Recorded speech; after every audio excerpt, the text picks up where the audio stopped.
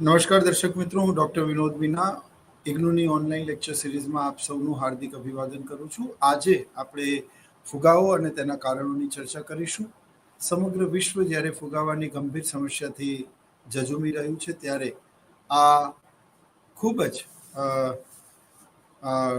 જેને તમે કહી શકો કે ભારે લાગણી જેવી પરિસ્થિતિ સમગ્ર દેશમાં છે અને આપણે મોંઘવારીથી જ્યારે રૂબરૂ થઈ રહ્યા છીએ ત્યારે આ સમસ્યાના કારણો કયા કયા છે તેની ચર્ચા આપણે કરવી ખૂબ જ જરૂરી છે. It's a burning issue in front of any economy and we have to discuss about the causes of inflation in today's lecture. So આજનો આપણો ટોપિક છે ફુગાવાનો અર્થ અને તેના કારણો. આવતા લેક્ચરમાં તેની અસરો ભણીશું અને પછી ફુગાવા વિરોધી નીતિની ચર્ચા કરીશું. તો આપણી આજના લેક્ચરનું ફોર્મેટ છે પ્રસ્તાવના, વ્યાખ્યા, લક્ષણો, કારણો અને સમીક્ષા. મિત્રો, તમે જાણો છો તેમ ફુગાવો એ માત્ર ભારતની જ નહીં પરંતુ સમગ્ર વિશ્વની ખૂબ જ ગંભીર સમસ્યા છે. ભાવ વધવા તે અર્થતંત્ર માટે જરૂરી છે, પરંતુ એક ચોક્કસ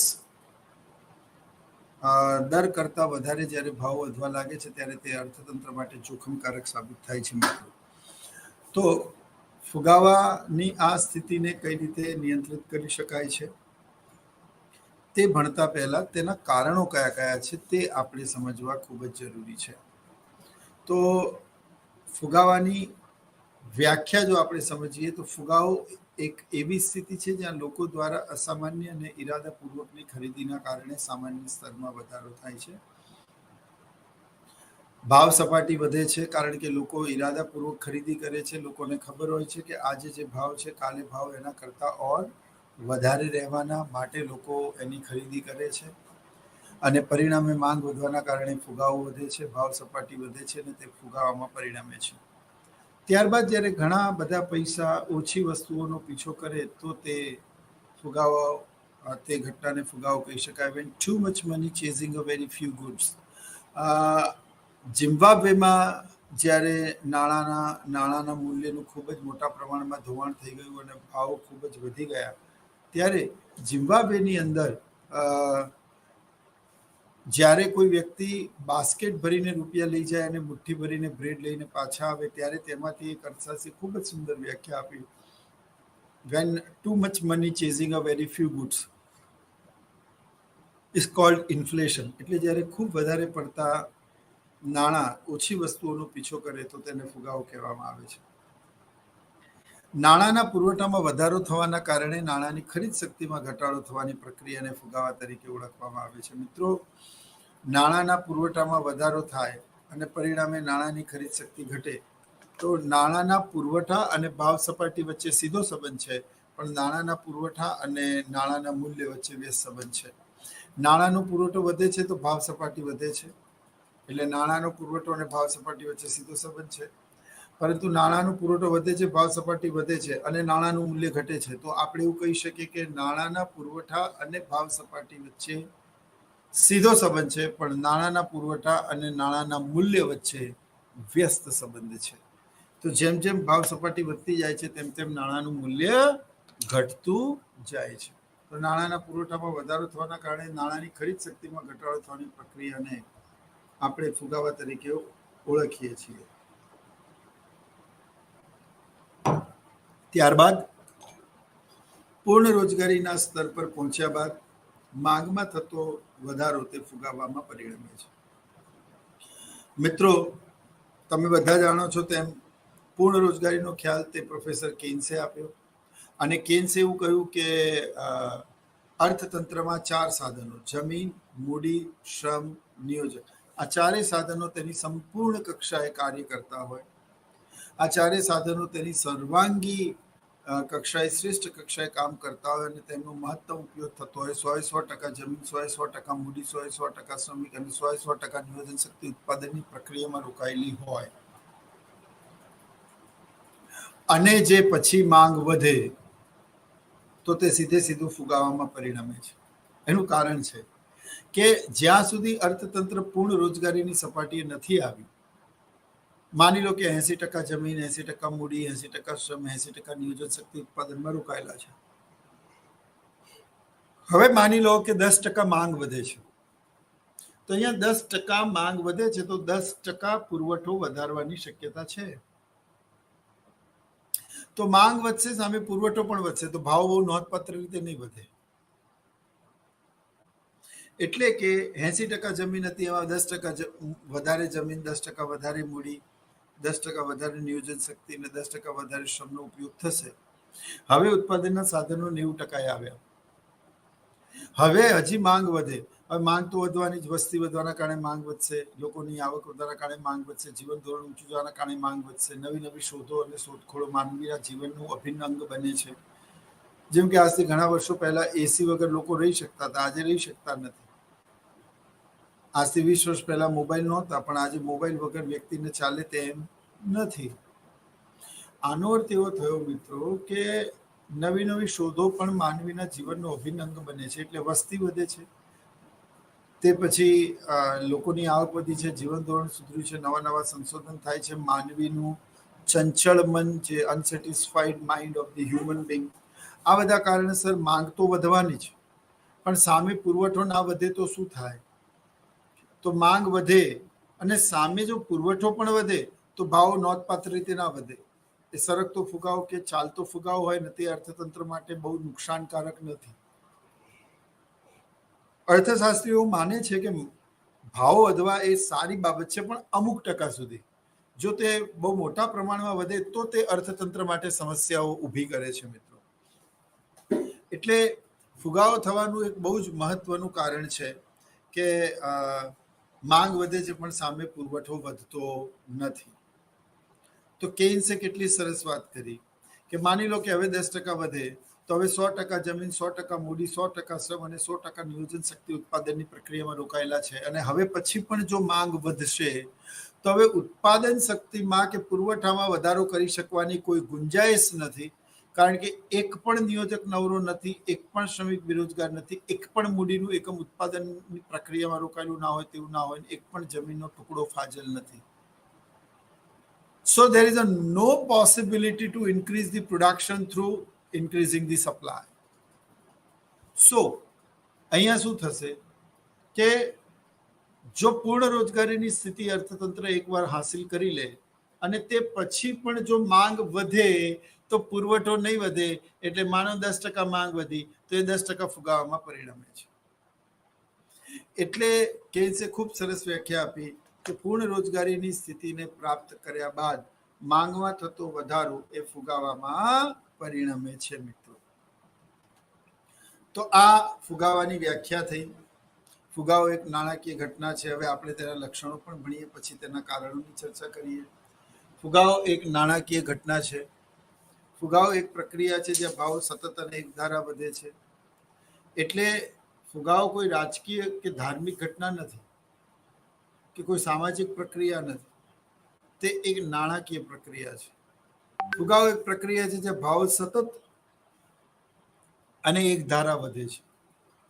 એટલે કે સતત વધતા જાય છે. જો એકવાર ભાવ વધી અને ઘટે તો તેને મોંઘવારી કહેવાય, તેમાં ભાવ વૃદ્ધિ કહેવાય, પણ તેને ફુગાવો કહી શકાય નહીં. તો ફુગાવો શું છે? ભાવમાં થતો સતત અને એક ધારો વધારો એટલે ફુગાવો. પછી ફુગાવા દરમિયાન નાણાંનું મૂલ્ય ઘટે છે. નાણાંનું મૂલ્ય એટલે નાણાંની ખરીદ શક્તિ. મેં તમને હમણાં જ સમજાવ્યું તેમ જેમ જેમ ભાવ સપાટી વધે છે તેમ તેમ નાણાંનું મૂલ્ય ઘટે છે. ત્યારબાદ ફુગાવામાં નાણાંના પુરવઠામાં વધારો થતા ભાવ સપાટી વધે છે. ફુગાવામાં નાણાંના પુરવઠામાં વધારો થાય, નાણાંનો પુરવઠો વધવાથી લોકોની આવક વધે, આવક વધવાથી ખર્ચ વધે, ખર્ચ વધવાથી માંગ વધે, માંગ વધવાથી કિંમત વધે, કિંમત વધે એટલે ભાવ સપાટીમાં વધારો થાય, ફુગાવો સર્જાય. તો કેટલી સરસ જો વાત કરી છે, કેટલું સરસ ફીચર્સ કે લક્ષણ છે કે ફુગાવામાં નાણાંના પુરવઠામાં વધારો થતા ભાવ સપાટી વધે છે. પછી જે પૂર્ણ રોજગારી પછી માંગમાં વધારો ફુગાવામાં પરિવર્તિત થાય છે એ આપણે હમણાં જ ભણી ગયા. કારણ કે જેટલી ઝડપથી માંગ વધે છે એટલી ઝડપથી પુરવઠો વધતો નથી. એટલે પૂર્ણ રોજગારીની સ્થિતિ પ્રાપ્ત કર્યા બાદ હમણાં મેં તમને કહ્યું કે 100% જમીન, 100% મૂડી, 100% નિયોજક અને 100% શ્રમિક ઉત્પાદનની પ્રક્રિયામાં રોકાયેલા છે. હવે પણ જો ઉત્પાદન વધે મિત્રો, તો હવે માંગ વધે તો હવે ઉત્પાદન વધારવાની કોઈ શક્યતા, કોઈ ગુંજાઈશ, કોઈ પોસિબિલિટીઝ નથી. એટલે જેટલા ટકા માંગ વધી એટલો ફુગાવો થયો. ફુગાવામાં ખૂબ વધારે પડતું નાણું ઓછી વસ્તુઓનો શું કરે છે? પીછો કરે છે. એટલે સામાન્ય ભાષામાં કહીએ તો પહેલા ઓછા નાણાં આપીને વધારે વસ્તુ ખરીદી શકાતી હતી, કારણ કે ભાવો ઓછા હતા. હવે આપણે વધારે નાણાં આપીએ છીએ તો પણ આપણને ઓછી વસ્તુઓ મળે છે. એટલે ફુગાવામાં ખૂબ વધારે પડતું નાણું ઓછી વસ્તુઓનો શું કરે છે મિત્રો? પીછો કરે છે. એનો અર્થ એવો થયો કે તમારે પહેલા જેટલી જ વસ્તુ લેવા માટે પહેલા કરતા વધારે નાણાં ચૂકવવા પડે છે. બરાબર? તો આ ફુગાવાના શું થયા? લક્ષણો થયા. હવે આપણે ભણવાનું છે ફુગાવાના કારણો. તો ફુગાવાના કારણોમાં સૌથી પહેલું અને મહત્વનું કારણ છે વસ્તી. મિત્રો, ભારતની વસ્તી વિશ્વમાં ચીન પછી બીજા ક્રમે છે. વસ્તીના સંદર્ભમાં આપણે ભલે ચીનથી પાછળ છીએ, પણ ભારતનો વસ્તી વૃદ્ધિનો દર એ ચીન કરતા વધારે છે. એટલે ક્યાંક તો એવું સ્તર આવશે કે જ્યાં ભારતની વસ્તી ચીનને પણ આંબી જશે અને ભારત વિશ્વમાં વસ્તીના સંદર્ભમાં પ્રથમ દેશ બની જશે. સમજવાની વાત બીજી એ પણ છે કે ચીનનો ભૌગોલિક વિસ્તાર ભારત કરતા વધારે છે. ચીનના આર્થિક વિકાસનો દર ભારત કરતા વધારે છે. ચીનની જીડીપી આપણા કરતા વધારે સ્ટ્રોંગ છે. એટલે એ રીતે જોઈએ તો ભારત અને ચીનનો કોઈ મુકાબલો નથી. આપણા દેશમાં ભૌગોલિક દ્રષ્ટિએ ચીન કરતાં આપણે નાનો દેશ છે. સામાજિક આર્થિક રીતે પણ ચીનની ઇકોનોમીને ચેલેન્જ કરી શકાય તેમ નથી. તો ભારતની વસ્તી ભલે ચીન કરતાં ઓછી છે, પણ ભારતની વસ્તી વૃદ્ધિનો દર એ ચીન કરતાં વધારે છે મિત્રો. એટલે કોઈક સમય તો એવો આવશે ને જ્યારે ભારત અને ચીનની વસ્તી સેમ થઈ જશે, અને તે પછી પણ જો ભારતની વસ્તી દર ઊંચો રહ્યો તો ભારતની વસ્તી ચીનને પણ આંબી જશે. એટલે મિત્રો, વસ્તી વધવાના કારણે સતત ને સતત માંગ વધે છે, અને માંગ વધવાના કારણે અર્થતંત્રમાં કિંમતો વધે છે, અને કિંમતો વધે છે તો તે ફુગાવામાં પરિણમે છે. મિત્રો, વસ્તીના સંદર્ભમાં આપણે વિશ્વમાં બીજા ક્રમે છીએ. ભારતની એક રાજ્યની વસ્તી યુરોપના ઘણા બધા દેશોની વસ્તી કરતાં પણ વધારે છે. જેમ કે પાકિસ્તાનની વસ્તી 20-21 કરોડની આસપાસ છે, એટલી વસ્તી તો આપણા દેશમાં માત્ર ઉત્તર પ્રદેશમાં છે. એમાંથી બી હમણાં ઉત્તરાખંડ અલગ થયું નહીં તો એ વસ્તી ઓર વધી જાત. એટલે તમે સમજો કે વસ્તી એ બહુ જ મહત્વનું કારણ છે ભાવ વધવાનું, ફુગાવાનું. હવે એમાં એવું થાય છે કે એ લોકો ગેરકાયદેસર રીતે વધારે પડતું અનાજ મેળવવા માટે ગમે તેટલી કિંમત આપવા તૈયાર થાય છે. વસ્તી વધારે હોવાના કારણે કુલ ઉત્પાદન ઓછું પડે છે, વિક્રય પાત્ર અધિશેષ ઘટી જાય છે, આયાતો ઘટી જાય છે. આપણે જે વસ્તુઓ વિદેશોમાં નિકાસ કરી શકવાના હતા તે તમામ વસ્તુઓ આપણે આયાત કરવી પડે છે, અથવા તો વિક્રય પાત્ર અધિશેષ ઘટી જાય છે. આપણને ફોરેન રિઝર્વ નથી મળતું, અને એટલા જ માટે ફુગાવો એ વસ્તી એ ફુગાવાનું કારણ છે. જો વસ્તીની સમસ્યા સોર્ટ આઉટ થાય તો આ દેશના અર્થતંત્રની લગભગ તમામ સમસ્યાઓ આપોઆપ સોર્ટ આઉટ થઈ જાય મિત્રો. તો વસ્તીના સંદર્ભમાં જેમ વસ્તી વધે છે તેમ માંગ વધે છે, કારણ કે વસ્તી અને માંગ વચ્ચેનો સંબંધ મિત્રો સીધો છે. વસ્તી વધે છે તો માંગ વધે છે, માંગ વધે છે તો કિંમત વધે છે, કિંમત વધે છે તો અર્થતંત્રમાં ફરી તેજી આવે છે. તો વસ્તી એ પ્રમુખ ફેક્ટર છે, પ્રમુખ સમસ્યા છે. ગરીબી, બેકારી, કોઈ પણ તમે ઘટના ભણો તો એના મૂળમાં વસ્તી રહેલી છે. એટલે વધતી જતી વસ્તી એ બહુ મોટું ચેલેન્જ છે. 1977-78માં ચીને સિંગલ ચાઇલ્ડ પોલિસી અમલમાં મૂકી હતી. 74-75માં સિંગલ ચાઇલ્ડ પોલિસી એટલે તમે એક કરતાં વધારે બાળકો રાખી શકો નહીં, અને જો તમે એક કરતાં વધારે બાળકો રાખશો તો તમારા બાળકને આર્મીમાં સામેલ કરી લેવામાં આવશે, તમારું પ્રમોશન નહીં તમારું ડિમોશન કરવામાં આવશે, અને તમારા ઉપર રાષ્ટ્રદ્રોહનો આરોપ લાગશે, એટલે કોઈ પણ વ્યક્તિ એક કરતાં વધારે બાળકો કરતા નહોતા. પણ હવે ચીનમાં જે જેન્ડર રેશિયો છે એ બહુ ગડબડ થઈ ગયો, અને જેન્ડર રેશિયો ગડબડ થવાના કારણે કારણ કે એક જ બાળક હોય તો બધા લોકો ભારતની જેમ એ લોકો પણ વિચારે છે. તો એક જ બાળક હોય તો એ લોકો એવું વિચાર્યું કે ભાઈ અમારે પુત્ર હોય, દીકરી ના હોય.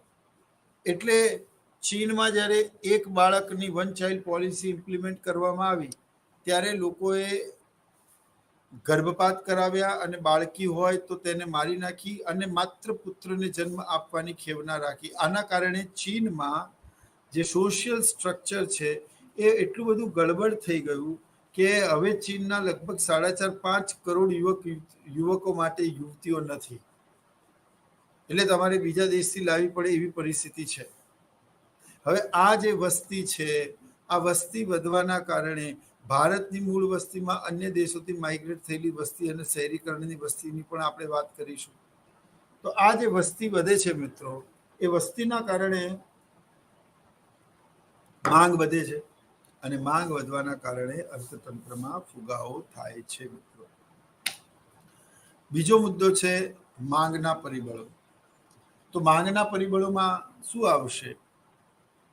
તો અર્થતંત્રમાં માંગ વધવાના કારણે જે ફુગાવો થાય છે તેને માંગ પ્રેરિત ફુગાવો કહેવામાં આવે છે. માંગ પ્રેરિત ફુગાવો એટલે તો કે અર્થતંત્રમાં વધારે પડતી માંગ એ દબાણ કરે છે અર્થતંત્ર ઉપર, પણ અર્થતંત્રની એટલી કેપેસિટી નથી હોતી કે તે તેટલું ઉત્પાદન કરી શકે. આમ ધીરે ધીરે માંગ શું થતી જાય છે? વધતી જાય છે. અને બની શકે કે જીવન જરૂરી વસ્તુ હોય, એના વગર ચાલે તેમ ના હોય. તો માંગ વધે છે અને ભાવ સપાટી પણ વધે છે. તો અગેન માંગ અને ભાવ સપાટી વચ્ચે કેવો સંબંધ છે? સીધો સંબંધ છે. એટલે મિત્રો, માંગમાં વધારો થવાના આમ તો જો કે ઘણા બધા કારણો છે, જેમ કે તમારા જીવન ધોરણમાં સુધારો થાય, તમારા ઇન્કમ સોર્સમાં વધારો થાય, બરાબર. આ બધા જ પરિબળો એક સાથે કામ કરે છે ત્યારે માંગ વધે છે.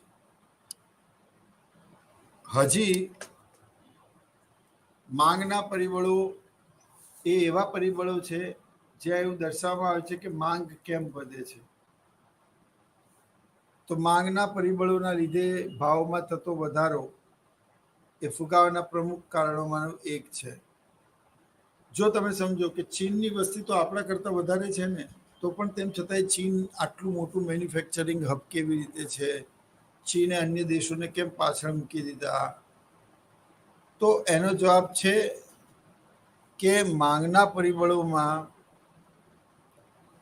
તમે લોકો ઘણા બધા મુદ્દાઓ લખી શકો છો, જેમ કે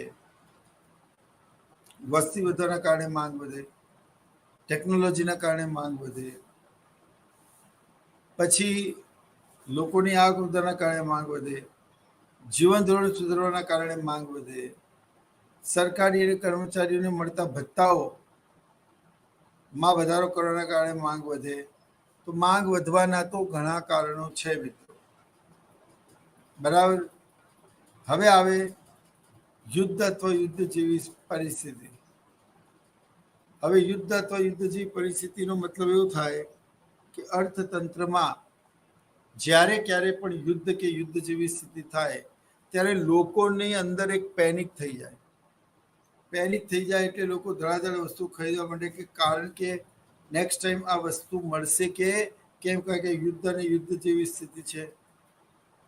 અચ્છા, મને એમ કહો, આ કુદરતી પરિબળો તો હું ભણાવું છું, પણ એના પછી આંતરરાષ્ટ્રીય પરિબળો છે. એનો મતલબ શું થાય?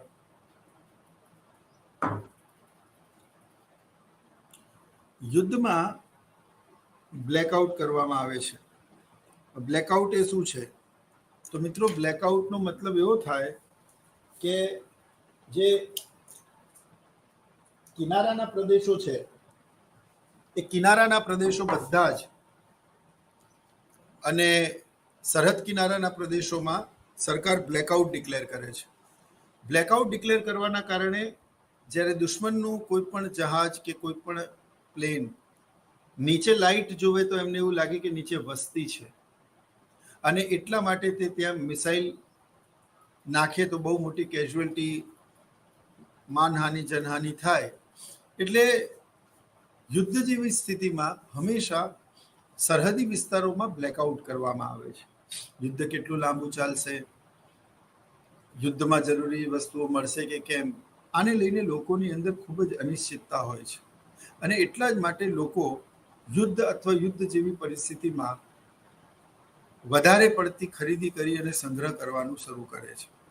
આ સ્થિતિનો વેચનારાઓ પણ લાભ ઉઠાવે છે અને તે લોકો ચીજ વસ્તુઓની કિંમતોમાં વધારો કરે છે.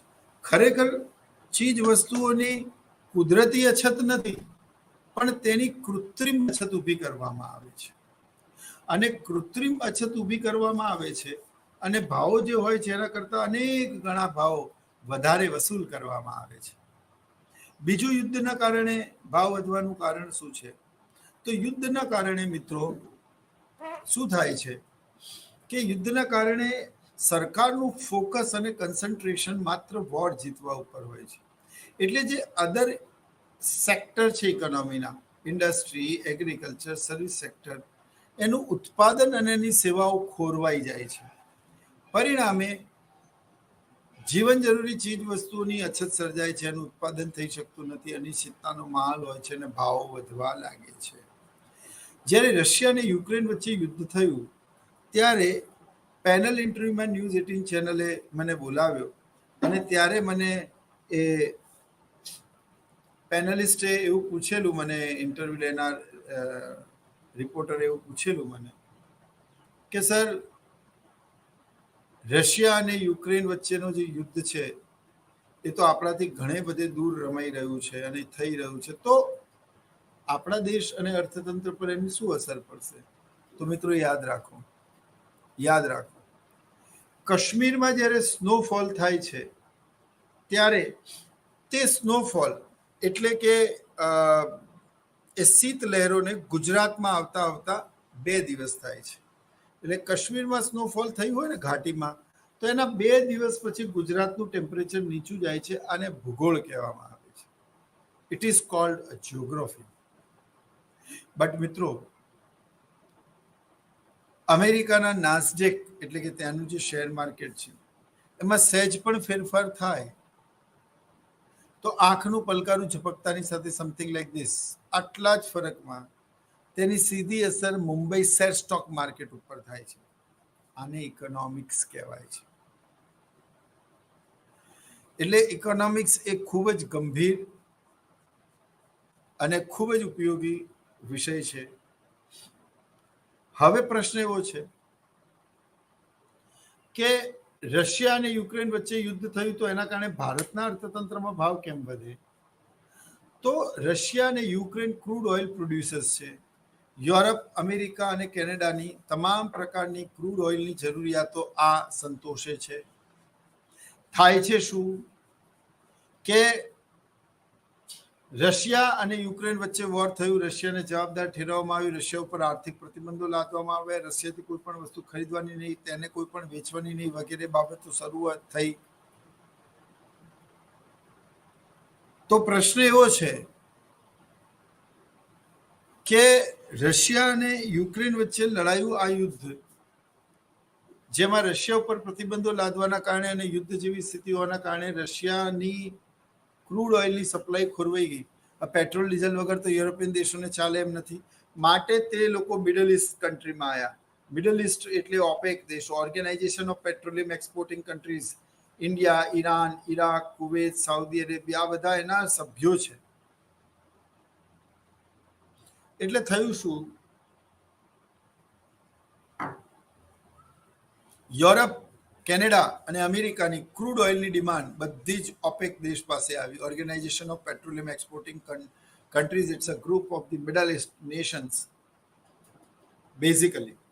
એટલે આ એ દેશોએ આનો લાભ ઉઠાવ્યો અને આંતરરાષ્ટ્રીય બેરલ દીઠ ભાવ શું કરી નાખ્યો? વધારી દીધો. હવે માની લો કે આંતરરાષ્ટ્રીય બેરલ દીઠ ભાવ વધારી દીધો. હવે ભારત પાસે માત્ર ને માત્ર એવી સ્થિતિ ઊભી થઈ હતી કે 1990 પછી આપણા દેશના સરકારી ખજાના બિલકુલ ખાલી થઈ ગયેલા. એટલે અર્થતંત્રને રિબિલ્ટ અને રિકન્સ્ટ્રક્ટ કરવા માટે નવી ટેક્સ પોલિસી ગવર્મેન્ટ લાવી રહ્યું છે. એના થોડા ઘણા અંશો મને ખબર છે, પણ અત્યારે તમારો ટોપિક નથી એટલે એની ચર્ચા કરતા નથી. એટલે મિત્રો, યુદ્ધ અને યુદ્ધ જેવી સ્થિતિ. હવે બધા દેશો ત્યાં આવ્યા. ક્રૂડ ઓઇલની સૌથી મોટી ઇમ્પોર્ટ કરનારો દેશ ભારત છે. હવે ભારતને ક્રૂડ ઓઇલ નહીં મળે તો પેટ્રોલ ડીઝલના ભાવ શું થશે? વધવાના જ છે. એટલે યુદ્ધ અથવા તો યુદ્ધ જેવી અફવાઓ કે યુદ્ધ જેવી પરિસ્થિતિ એ પણ ફુગાવા માટે જવાબદાર છે. જેમ કે ભારતનું કોઈ દેશ સાથે યુદ્ધ ડિક્લેર થાય તો શેર માર્કેટ ફટાક દઈને નીચે આવી જાય. આપણા દેશમાં કોઈ બહુ જ મોટો વ્યક્તિ આપણી સંસ્થામાં આવ્યો હોય તો એવું બને કે આપણા સિલેબસ પ્રમાણે આપણે ખૂબ ઝડપથી તે પૂરું કરી શકીએ. તો કુદરતી પરિબળોમાં શું આવે? તો કુદરતી પરિબળોમાં કોરોના એ કુદરતી પરિબળ છે કે નહીં મિત્રો? તો છે. ઘણા લોકો એવું કહે છે ચીને ફેલાવ્યો છે. ઘણા લોકો એવું કહે છે કે ચીને નથી ફેલાવેલો. WHO ઉપર પણ આક્ષેપો લાગ્યા. પરંતુ સમજવાની વાત એ છે કે કોઈ દેશમાં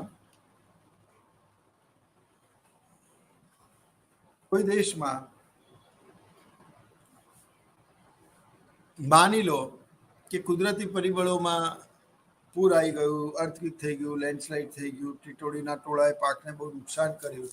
તો આ સંજોગોમાં શું થશે? કુદરતી ચીજ વસ્તુઓની કિંમત આંતરરાષ્ટ્રીય સ્તર પર વધશે અને કુદરતી ચીજોની પરિબળોની અસર અર્થતંત્ર ઉપર નહીં પરંતુ સમગ્ર સમાજ જીવન ઉપર પણ પડતી હોય છે. તો એ કુદરતી પરિબળો છે, તમે એમાં ડ્યુટી ના જઈ શકો, but you have to report to your senior. એટલે કુદરતી પરિબળોમાં પાક ધોવાઈ જવો. ઉત્તર ભારતની નદીઓમાં 2 વખત પાક આવે છે. ચલો આનો જવાબ આપો. ઉત્તર ભારતની નદીઓમાં 2 વખત પૂર આવે છે અને 12 મહિના એ નદીઓ લગભગ એક સરખી રહે છે. કારણ કે ઉનાળામાં હિમાલયનો બરફ પીગળવાના કારણે આ નદીમાં ખૂબ જ પાણી રહે છે. બરાબર. અને એમાં ચોમાસાનું પાણી ઉમેરાતા એ નદીઓ ઓવરફ્લો થાય છે અને પછી ફ્લડ થાય છે. આપણે કુદરતી પરિબળો ભણી રહ્યા છીએ. ફ્લડ થવાના કારણે મોટા ભાગના લોકોની જમીન એ ડૂબમાં જાય છે. પરિણામે શું થાય છે કે આવા કુદરતી પરિબળો પણ ફુગાવા જેવી પરિસ્થિતિને કાબૂમાં આવા કુદરતી પરિબળો પણ ફુગા જેવી પરિસ્થિતિઓને વેગ આપે છે અને અર્થતંત્રમાં ભાવ સપાટી વધે છે. એટલે કુદરતી પરિબળોમાં ઘણા બધા પરિબળો લખી શકાય.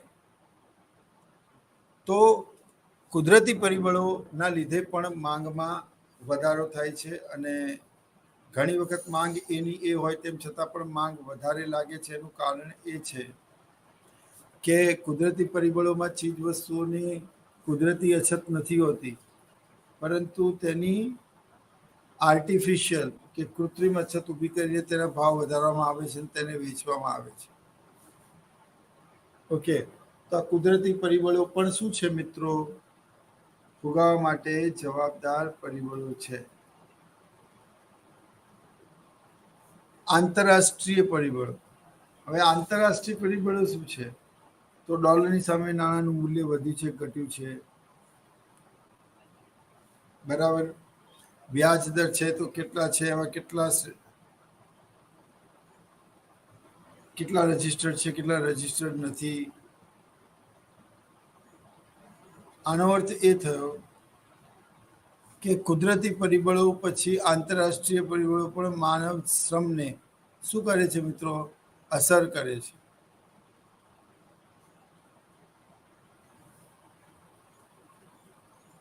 જો આંતરરાષ્ટ્રીય પરિબળોમાં તેજી છે, મંદી છે, આંતરરાષ્ટ્રીય ભાવ સપાટી છે, WTOની લોન છે, આ બધા સાથે મળે ત્યારે તે આંતરરાષ્ટ્રીય પરિબળો કહેવાય.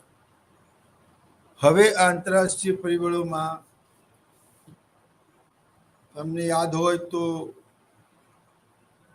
આંતરરાષ્ટ્રીય પરિબળોમાં 2 વર્ષ પહેલા મહેસાણાના બનાસકાંઠામાં પણ ખૂબ મોટા પ્રમાણમાં કુદરતી હોનારત સર્જાઈ હતી અને ત્યારે એક સર્ટેન વિદ્યાર્થી અને તેના બાળકને નદીમાંથી બહાર કાઢી અને તેમનું ટ્રીટમેન્ટ આપવામાં આવેલું. કુદરતી પરિબળો એવા પરિબળો છે મિત્રો જે પરિબળોમાં પૂર, અર્થક્વેક, રોગચાળો ફાટી નીકળવો, આ બધાના કારણે પાકને ખૂબ મોટા પ્રમાણમાં નુકસાન થાય છે. જેટલું કમ્પન્સેટ થઈ શકે છે એટલું કરીશું. તો કુદરતી પરિબળો પછી આંતરરાષ્ટ્રીય પરિબળો પણ ફૂગવા માટે જવાબદાર છે. આંતરરાષ્ટ્રીય પરિબળો એટલે કે મેં તમને કહ્યું કે યુદ્ધ થાય બીજા દેશમાં પણ એની અસર પડે આપણા અર્થતંત્ર પર, એટલે અન્ય દેશો ઉપર પણ એની અસરો પડે છે. એટલે આંતરરાષ્ટ્રીય પરિબળો. હવે આંતરરાષ્ટ્રીય પરિબળોમાં ભાવ વધવાના કારણોમાં તમે સમજો. ઇન્ટરનેશનલ લેવલ પર ભાવ કેમ વધે છે? કેમ ભારતની નિકાસો મોંઘી અને આયાતો સસ્તી થઈ ગઈ છે? તો આંતરરાષ્ટ્રીય પરિબળો એટલે ઘણી બધી વખત અન્ય દેશોની તેજી કે મંદીનો સામનો આપણે કરવો પડતો હોય છે. પાડોશમાં આગ લાગે ત્યારે આપણા પણ હાથ ધજાતા હોય છે. આનો અર્થ એવો થયો મિત્રો કે આંતરરાષ્ટ્રીય પરિબળો જેવા બિટકોઇન, સોનાના મૂલ્યમાં ઘટાડો, તમારી પાસે સોનાની ડોલર છે કે તેની અછત છે, તેનો સરપ્લસ શું છે, RBIનું બેલેન્સ કેવું છે, આ તમામ બધી બાબતો આંતરરાષ્ટ્રીય પરિબળોમાં આવે. હવે આ ઉપરના જે મુદ્દાઓ છે, વસ્તી, માંગ, કુદરતી અને આંતરરાષ્ટ્રીય, આ બધા જ મુદ્દા તમે લખી રાખજો. એટલે હું જ્યારે આવું ત્યારે હું તમને એવું કહું કે ચલો આજે આ ચર્ચા કરીશું, તો એ ચર્ચા આપણે કરી શકીએ છીએ. તો આંતરરાષ્ટ્રીય પરિબળો, ડોલરની સામે રૂપિયાનું નબળું થવું. ડોલરની સામે આપણો રૂપિયો નબળો થાય તો એક્સપોર્ટ તો વધે છે, પણ ઇમ્પોર્ટ મોંઘી થવાના કારણે વી have to give more, I mean to say V have to give more focus. તો આંતરરાષ્ટ્રીય પરિબળો એ ફુગાવા વધવાના કારણો છે. જેમ કે રશિયા અને યુક્રેન વચ્ચે વોર થઈ રહી છે, તો તે સમગ્ર વિશ્વ પર પોતાની અસરો નથી પાડી રહ્યું. તો આને શું કહેવાય? આંતરરાષ્ટ્રીય પરિબળ. ખરેખર શું છે બાળકો કે માનવ છે ને, માનવ એને કુદરતના ખોળામાં જ ઉછરીને મોટા થવાનું હોય છે. પરંતુ તે માનવ કુદરતનું બાળક ન રહેતા તેમાં કુદરત પર સ્વામિત્વ પ્રાપ્ત કરવાની તેની ભાવના ખૂબ જ વધી જાય છે. અને જાણે અજાણે એ ક્યાંક ને ક્યાંક કોઈક ને કોઈક વ્યક્તિને શું કરે છે? દુઃખી કરે છે. એટલે આંતરરાષ્ટ્રીય પરિબળોમાં એવું ધ્યાન રાખવામાં આવે છે. વિશ્વના જેટલા પણ દેશો છે એ બધા કુદરતી પરિબળોનો ઉપયોગ કરે છે. પરંતુ ભારતમાં છાણિયું ખાતર, કાવડંગ અને આ બધા જ પ્રકારના આંતરરાષ્ટ્રીય પરિબળોમાં જે ખાતર વપરાય છે, ખેડૂતો વાપરે છે, એ પણ બીજા દેશોથી આવે છે. હવે અમેરિકાએ કેવું કર્યું? આપણા દેશ પાસેથી તમામ પ્રકારના આપણા દેશના ખેડૂતોને ખૂબ જ નીચી કિંમતે તેમણે ખાતર, હાઇબ્રિડ બિયારણ અને પેસ્ટિસાઇડ્સ આપ્યું ખૂબ જ નીચી કિંમતે. અને એક જ ખેડૂતની જમીનને 2 અલગ અલગ ફાટા ટુકડા પાડી અને એક જગ્યાએ તમે તમારું પરંપરાગત ખાતર વાપરો, અમે આ HVP વાપરીશું ને અમે ખેતી કરીશું ને તમે ખેતી કરો. તો બને એવું કે અમેરિકાની પેનની કિંમત માની લો 4 રૂપિયા આવે, બરાબર, અને અમેરિકાની એ પેનની ક્વોલિટી જુઓ તો માનો 5 રૂપિયા હોય, તો અહીંયા એવું બની શકે કે કોઈ બાળક આવા આંતરરાષ્ટ્રીય પરિબળોને પણ ધ્યાનમાં રાખીને ભાવ સપાટીને સમજાવી શકાય છે.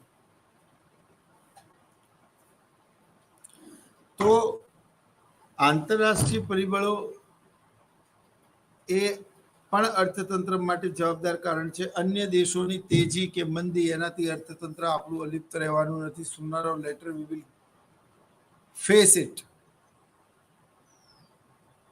બરાબર. તે પછી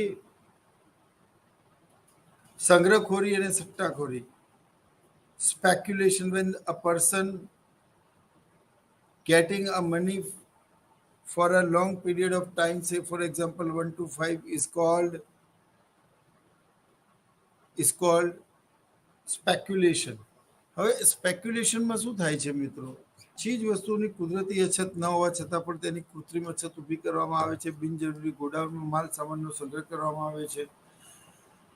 આનાથી શું થાય છે કે એ લોકોએ જે ભાવ સપાટી ધારી હોય એના કરતાં પણ ઊંચી ભાવ સપાટીમાં એ ચીજ વસ્તુઓ વેચાણ કરે છે અને ખરીદી કરે છે.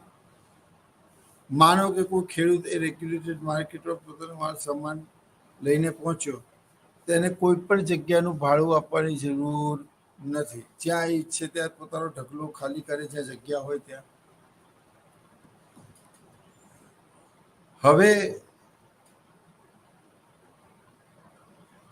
હવે ચીજ વસ્તુની અછત ઊભી કરે છે. આનો અર્થ એ થયો કે તમે એવું કહો કે સર ડુંગળી એ જીવન જરૂરી વસ્તુ છે, તો હું એવું કહી દઉં કે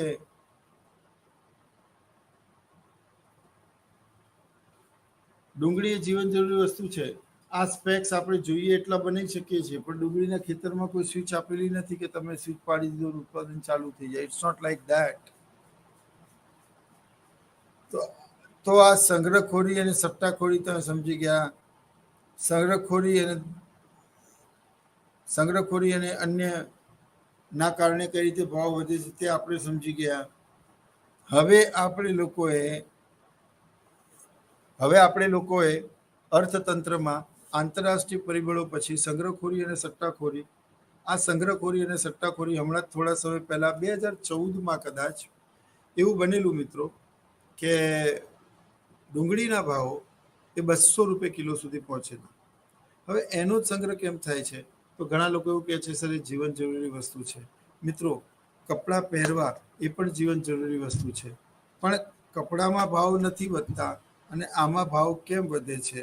તો એનો જવાબ શું છે કે એનો જવાબ એ છે કે અર્થતંત્રમાં એક સ્વિચ પાડો એટલે શું થાય? એક સ્વિચ પાડો અર્થતંત્રમાં તો કાપડનું ઉત્પાદન શક્ય છે મિત્રો. પણ અર્થતંત્રમાં કાપડનું ઉત્પાદન શક્ય છે, પણ અર્થતંત્રમાં રાતોરાત ડુંગળી બનાવી શકાતી નથી. એટલે થાય શું કે એ લોકો એકદમથી સ્ટોક કરે, સમગ્ર ભારતમાં મેસેજ જાય, એટલે બધા જ સંગ્રહખોરો એક બજારમાંથી ડુંગળી ખરીદવાની શરૂ કરે. એ લોકોને એ પણ ખબર છે કે હવે નવો પુરવઠો તો આવતા વર્ષે આવશે, એટલે જે પુરવઠો ડુંગળીનો બજારમાં આવવો જોઈતો હતો અન્યનો, એ આવી ગયો. હવે એ લોકો ખબર છે કે નવો પુરવઠો બજારમાં મળશે નહીં, એટલે એ લોકો આખા દેશમાં મેસેજ મોકલે છે કે સ્ટોક. એટલે જેટલા પણ એ લોકોના સર્કલના મિત્રો છે, વેપારીઓ છે, એ બધા જ એનો સંગ્રહ કરી લે છે. અને બધાને ખબર છે કે ડુંગળી એ ગરીબોની કસ્તુરી છે અને ધનિકોની રેસિપીમાં પણ ડુંગળી વગર તડકો લાગતો નથી મિત્રો. તો અહીંયા થાય છે શું કે એ ડુંગળીના ભાવ 20 રૂપિયાથી વધીને 200 રૂપિયા થાય છે. તમે વિચાર તો કરો કેટલા ગણો વધારો, કેટલા ગણો.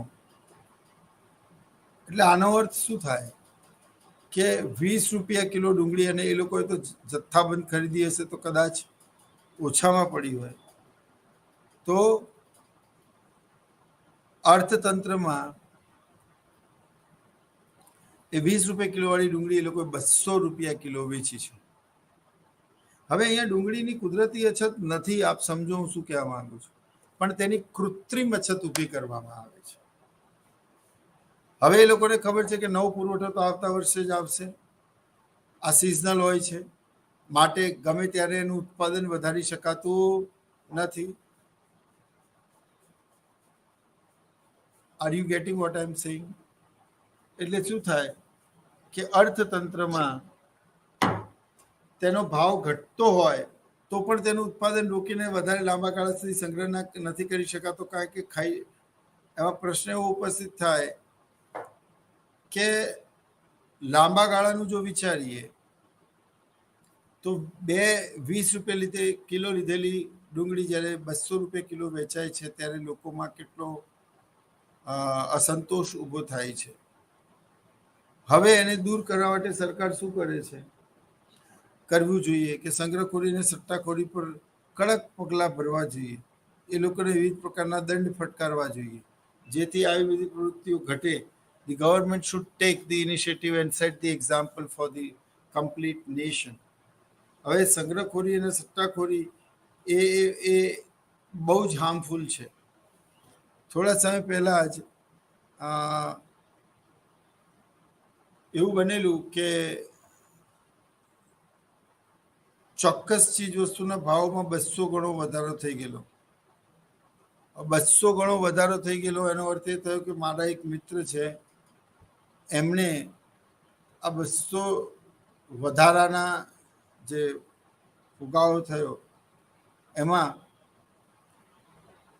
એમણે એવું કીધું કે જ્યારે ખૂબ વધારે પડતું નાણું ઓછી વસ્તુનો પીછો કરતો હોય, એટલે જે વ્યાખ્યા સિડવીકે આપેલી, ઓછી વસ્તુઓનો પીછો કરતો હોય એનો મતલબ કે તમારે પહેલાં જેટલી જ વસ્તુ ખરીદવા માટે પહેલાં કરતાં વધારે વસ્તુઓ, વધારે નાણાં આપવા પડે. તો સંગ્રહખોરી અને સટ્ટાખોરી થવાના કારણે પહેલાંની કિંમતે જે આપણે ઘઉં, ચોખા, તેલ ને બધું ખરીદતા હતા, હવે એના ડબલ આપવા પડે. એટલે વધારે પડતું નાણું ઓછી વસ્તુઓનો પીછો કરે ત્યારે તેને ફુગાવો કહેવાય. Are you getting?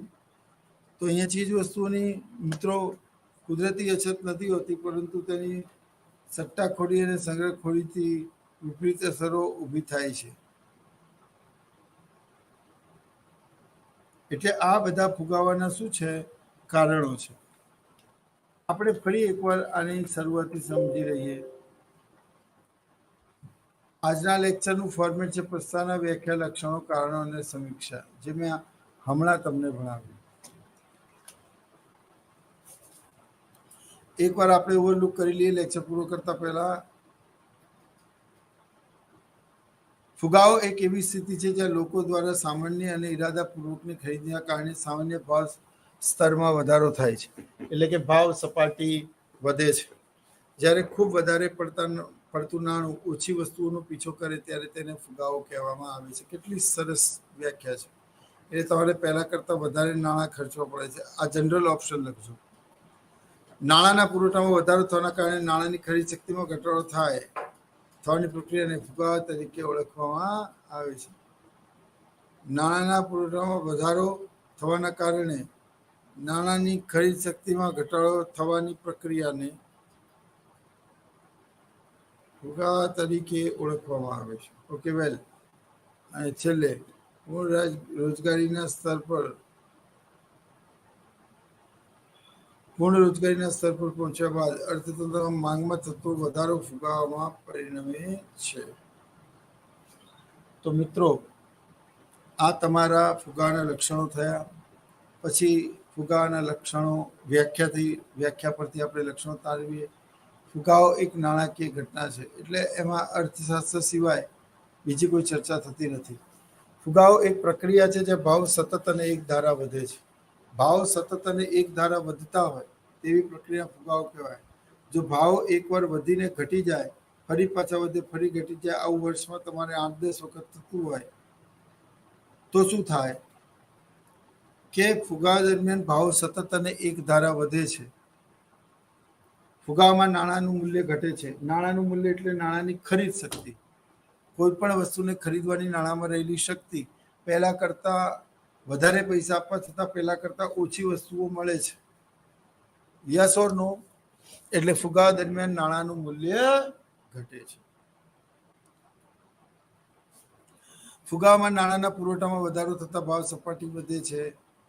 કારણ કે ફુગાવા અને નાણાંના પુરવઠા વચ્ચે સીધો સંબંધ. જો ને તમે ફુગાવો વધે તો નાણાંનો પુરવઠો પણ વધે, તો ફુગાવો ઘટે તો નાણાંનો પુરવઠો પણ ઘટે. તો આ સીધો સંબંધ કહેવાય. ફુગાવામાં નાણાંનો પુરવઠામાં વધારો થવાથી લોકોની આવક શું થાય? વધે. જોરથી બોલો, આવક શું થાય? મેં ભણાવ્યું છે, આવક છે વધે છે. આવક વધવાના કારણે તેનું ખર્ચ વધે છે અને ખર્ચ વધવાના કારણે ફુગાવો સર્જાય છે. ક્લિયર? પછી પૂર્ણ રોજગારીની સ્થિતિને પ્રાપ્ત કર્યા બાદ અર્થતંત્રમાં પૂર્ણ રોજગારીની સ્થિતિને પ્રાપ્ત કર્યા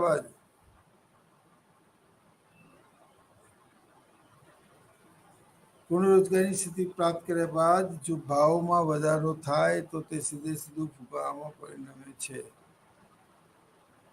અને છેલ્લું,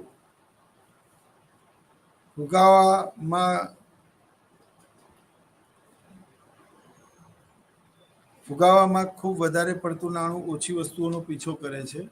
ફુગાવાના કારણોમાં પહેલું છે વસ્તી, માંગના પરિબળો, યુદ્ધ અથવા યુદ્ધ જેવી સ્થિતિ, કુદરતી પરિબળો, આંતરરાષ્ટ્રીય પરિબળો, સંગ્રહખોરી અને સટ્ટાખોરી. બરાબર? તમારા માટે એક બહુ જ મહત્વનો પ્રશ્ન છોડીને જઉં છું. અને એ પ્રશ્ન છે સંગ્રહખોરી અને સટ્ટાખોરીને 4 મુદ્દા લખો તફાવતના. પ્લસ આવતા લેક્ચરમાં આપણે બેબીનું જ આ ચેપ્ટર ચલાવીશું, જે કન્ટિન્યુ છે. અને ફુગાવાની અસરોની ચર્ચા કરીશું. અસરોની ચર્ચા થયા બાદ આપણે ફુગાવાની એક જોઈન્ટ આકૃતિ એટલે કે કમ્બાઇન્ડ ડાયાગ્રામ જોઈશું. અને પછી એન્ટી ઇન્ફ્લુએન્સરી પોલિસીમાં ફુગાવા વિરોધી નીતિ વિશે ભણીશું.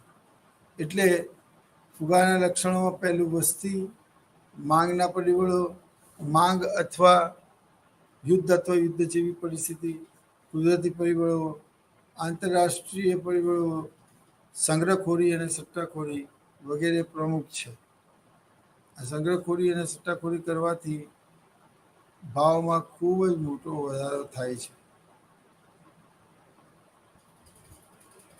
એટલે કારણો છે. અન્યમાં ઉત્પાદન ખર્ચમાં વધારો થવો, રો મટીરિયલમાં વધારો ખર્ચ થવો, સરકારના જોખમમાં વધારો થવો, જેમ કે કાચા માલની કિંમતો વધી જવી. એક પ્રોડ્યુસર શું કરે છે? ચીજ વસ્તુ અને સેવાઓનું ઉત્પાદન કરે છે અને એ ચીજ વસ્તુ અને સેવાઓ માનવ જીવનની જરૂરિયાતોને સંતોષે છે. ફુગાવા દરમિયાન આ બધી જ સેવાઓ ખોરવાઈ જાય છે. વ્યક્તિ પોતાનું પેટ ભરે તો પણ બહુ મોટી વાત છે. એવામાં સંગ્રહખોરી અને સટ્ટાખોરી એ ચીજ વસ્તુઓ અને સેવાઓની કૃત્રિમ ના હોય તેમ છતાં પણ કુદરતી અછત ઊભી કરે છે. અને એટલા જ માટે ભાવ સપાટીમાં નોંધપાત્ર વધારો થાય છે. એટલે આ તમારી ફુગાવાના કારણોની ચર્ચા છે. આવતા લેક્ચરમાં આપણે ફુગાવાની અસરો ભણીશું. હવે આ સંદર્ભમાં સરકાર દ્વારા વેજ રેટ જે વધારવામાં આવ્યા એ પણ ફુગાવાનું કારણ આપણે લખી શકીએ છીએ. જો સરકારનું ખર્ચ એ લોકોની આવક બને તો સરકાર જેટલું વધારે ખર્ચ કરે છે તેમ લોકોની આવક વધતી જાય છે અને આવક વધવાના કારણે અર્થતંત્રમાં ફુગાવો પણ થાય છે. એમની ખરીદ શક્તિ ઘટતી નથી.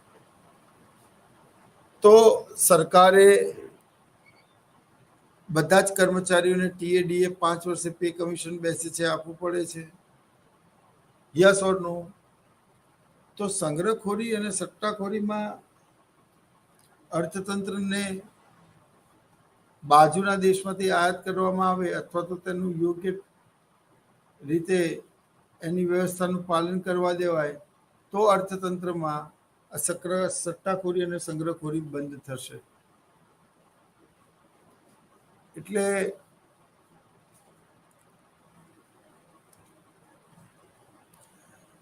જેમ કે હમણાં થોડા સમય પહેલા ખાદ્ય અને ચીજ વસ્તુઓનો સંગ્રહ કરવામાં આવ્યો અને ભાવો અચિંતા વધી ગયા. તો આ વોચનું કેમ સંગ્રહ કરવામાં નથી આવતો? તો આવી વોચ રાતોરાત ઘણી બનાવી શકાય છે કે ઇલેક્ટ્રોનિક સ્વિચ પાડો એટલે એનું ઉત્પાદન થઈ જાય. પણ શું ખેતરમાં કોઈ સ્વિચ છે? ચાલ ડુંગળી ઓનિયન તું રેડી થઈ જાય, લણણી માટે તને કાપીશું, વેચીશું, એવું હોય? હવે હજી તો એનો બીજ પણ અંકુરિત નથી થયો. એટલે તમને ફુગાવા દરમિયાન જો તમારી બેલેન્સ ઓફ પેમેન્ટમાં ડેફિસિટ હોય તો ફુગાવા દરમિયાન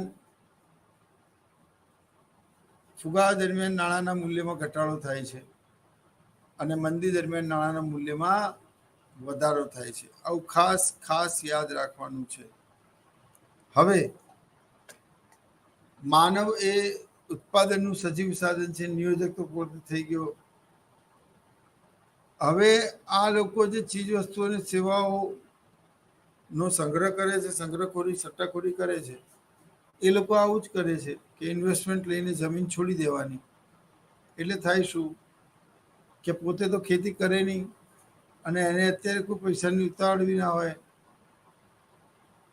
એટલે ઘણા લોકો આંતરરાષ્ટ્રીય પરિબળોમાં સંગ્રહખોરી અને સટ્ટાખોરી કરતા હોય છે અને એ લોકોને ખબર છે કે જે સિઝનલ પ્રોડક્શન છે એનો પુરવઠો તો આવતા વર્ષે જ આવવાનો ન્યૂ, તો મારે જૂનું શું કરવા ખરીદવું? તો મિત્રો, સરકારી વેચ વધારે થાય, સરકારી ડીએનએસ એલાઉન્સ અને અધર એલાઉન્સીસ વધારે આપવા પડે. હમણાં જ સરકારે તાજેતરમાં જ કેન્દ્રીય કર્મચારીઓના સેલેરીની વાત કરી છે અને એ બિલને સ્વીકારી લીધું છે 2,000 રૂપિયા. બરાબર. હવે સરકાર જ્યારે વધારે પ્રમાણમાં વેજીસ ચૂકવે છે પોતાના કર્મચારીઓને મિત્રો, ત્યારે થાય છે શું કે સરકારના ખર્ચમાં વધારો થાય છે અને સરકારનું ખર્ચ વધે છે ત્યારે બરાબર સરકારે અર્થતંત્રમાં એની સ્કૂલની જે સંગ્રહખોરી અને સટ્ટાખોરી થાય છે, એટલે સરકાર જે વધારાનું વેજીસ ચૂકવે છે એની ભરપાઈ સરકારે ક્યાંક તો કરવી પડશે. એટલે સરકાર એના માટેના નવા કરવેરા નાખે છે. ભાવ સપાટી શું થઈ ગઈ? વધી ગઈ. બીજું, સરકારને જે નુકસાન થયું એનું કમ્પન્સેટ બી તો કરવું પડશે. યસ ઓર નો? હવે સરકારી સ્કૂલોમાં તમે જુઓ તો પટ્ટાવાળું પણ હોય. સરકારી સ્કૂલોમાં હવે પહેલાં જેવું રહ્યું નથી. માનો કે 4-5 ટીચર હોય, હવે એમાંથી કોઈ એક નહીં આવી હોય અથવા કોઈ વહેલા જવાનું હોય, તો ત્યારે શું થાય છે કે એ લોકોને ફૂલ સેલેરી મળે છે. એ લોકોનું ઘણી વખત વર્કલોડ ઓછો હોય છે, ઘણી વખત તો થાય છે એવું કે એ લોકોને હ્યુજ વેજીસ ગવર્મેન્ટ ચૂકવે છે. જ્યારે ફુગાવો થાય છે ત્યારે તે લોકોને પહેલાં કરતાં વધારે મોંઘવારી ભથ્થું આપવું પડે છે. સરકારના ખર્ચમાં વધારો થાય છે. તે ખર્ચને પહોંચી વળવા માટે સરકાર ખાધ પુરવણી કરે છે. એટલે નવી ચલણી નોટો છાપે તો દેશમાં નાણાંનો પુરવઠો વધે. નાણાંનો પુરવઠો વધે તો આવક વધે, તો ખર્ચ વધે, તો માંગ વધે, તો કિંમત વધે, તો ફુગાવો થાય. એટલે સંગ્રહખોરી સટ્ટાખોરી સિવાય પણ સરકાર જે વ્યાજના દરો વધારે છે, સરકાર જે વેતન દર વધારે છે, એના કારણે પણ ભાવ સપાટી વધે છે. તો આવા ઘણા બધા કારણો છે, ઘણા બધા મુદ્દાઓ છે. આ કારણો જો તમે સારી રીતે ભણ્યા હોય, સમજ્યા હોય, તો પછી આપણે અસરો પર જઈ શકીએ કે ભાઈ ફુગાવાની અસરો કઈ. તો ઇફેક્ટ્સમાં હું ખાલી તમને અત્યારે કહું છું, આપણી પાસે 5-7 મિનિટ છે હજી, એટલા માટે. તો ફુગાવાની અસરોમાં લેણદાર અને દેણદાર, પછી ધનિક અને ગરીબ, આવકની અસમાનતા પરની અસરો, ત્યારબાદ આવકની અસમાનતા પરની અસરો, ત્યારબાદ બેલેન્સ ઓફ પેમેન્ટ એટલે કે બેલેન્સ ઓફ પેમેન્ટ લેણદેની તુલા પરની અસરો, ફિક્સ્ડ ઇન્કમ ગ્રુપ એટલે કે નિશ્ચિત સરકાર, નિશ્ચિત સ્થિત સરકાર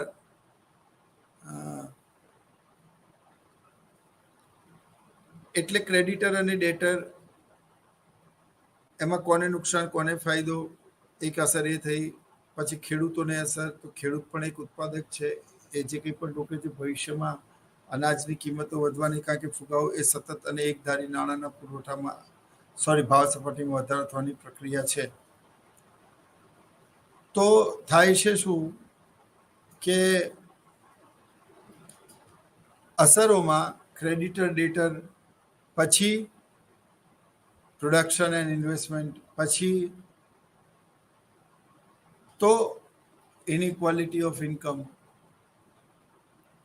આ બધું તો તમારા સિલેબસમાં નથી, પરંતુ આપણે ફુગાવાની અસરોને ચોક્કસ ભણીશું કે ભાઈ સરકારના ખર્ચમાં કેવી અસર થાય, પછી સરકારી કર્મચારીઓમાં કેવી અસર થાય. તો પ્રશ્ન એવો છે કે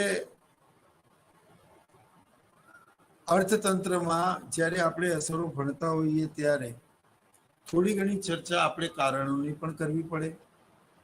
એટલે આ જે કારણો આપણે ભણ્યા છીએ મિત્રો, આ કારણોને તમારે યાદ રાખવાનું. એમાં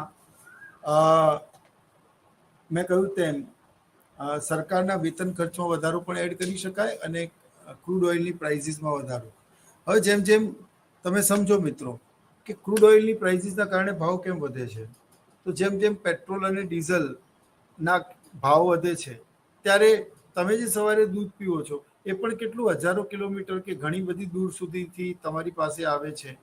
કોઈ દૂર હજારો કિલોમીટર દૂરથી બાય રોડ તમારી પાસે કોઈ વસ્તુ આવે છે, બીજા દેશોથી આવે છે, કાશ્મીરથી કન્યાકુમારી સુધી બાય ટ્રક ઘણી બધી જીવન જરૂરી વસ્તુઓ પહોંચે છે. હવે માન લો કે ગામડાની ડેરીમાં દૂધ કલેક્ટ થાય, એ દૂધ મિલ્કમેન લઈ અને મધર ડેરીમાં આવે, મધર ડેરીમાં એ દૂધમાં પ્રોસેસ થાય, એના મિલ્ક પાઉચ બને અને તૈયાર થાય અને વેચાવા માટે જાય. તો જ્યારે એ અમૂલ ગોલ્ડની કે કોઈ એક દૂધની થેલીની કિંમત માની લો કે 22 રૂપિયા હોય કે 32 રૂપિયા હોય, તો શું એની અંદર ટ્રાન્સપોર્ટેશન કોસ્ટ સમાયેલું નથી? આવું શક્ય નથી. એટલે આ પણ ભાવ વધારાના કારણોમાં ફુગાવામાં લખી શકાય કે તમને જે સમજાવ્યું છે ક્લાસમાં એ પ્રમાણે તમારે લખવાનું છે. નોટ્સ તમને ચોક્કસ મળી જશે. એટલે ક્રૂડ ઓઇલના પ્રાઇસીસ વધે. તમે જે શાકભાજી ખાઓ છો એ બધી જ શાકભાજી સવારે બાય રોડ આવે છે. તમે જે ચા પીવો છો એ દૂધ અંતરિયાળ વિસ્તારોમાંથી કલેક્ટ થઈને તમારી પાસે આવે છે. તમારી પાસે રોજ રોજ શાકભાજી, ફળ ફળાદી, જીવન જરૂરી વસ્તુઓ ટ્રક દ્વારા પહોંચાડવામાં આવે છે. એટલે જો પેટ્રોલના પ્રાઇસીસ વધશે તો આ યુનિયન ભેગા મળીને એના પ્રાઇસીસ, ટ્રકના પ્રાઇસીસ પણ શું કરશે? વધારશે. અને એના કારણે શું થશે? અર્થતંત્રમાં ફુગાવો સર્જાશે. તો ફુગાવો થવાનું એક કારણ અછત પણ છે. ફુગાવો થવાનું એક કારણ સરકારની વેતન નીતિ પણ છે. ફુગાવો થવાનું એક કારણ એ પણ છે કે અર્થતંત્રમાં નાણાંનો પુરવઠો વધતા ફુગાવો થાય છે.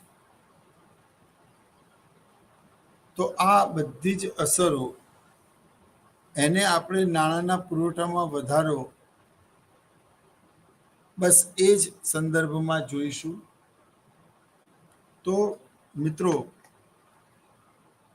વેતનમાં વધારો એ પણ લખી શકાય, ક્રૂડ ઓઇલના પ્રાઇસીસમાં વધારો એ પણ લખી શકાય. તો આ બધા ફુગાવાના કારણો છે. આવતા લેક્ચરમાં આપણે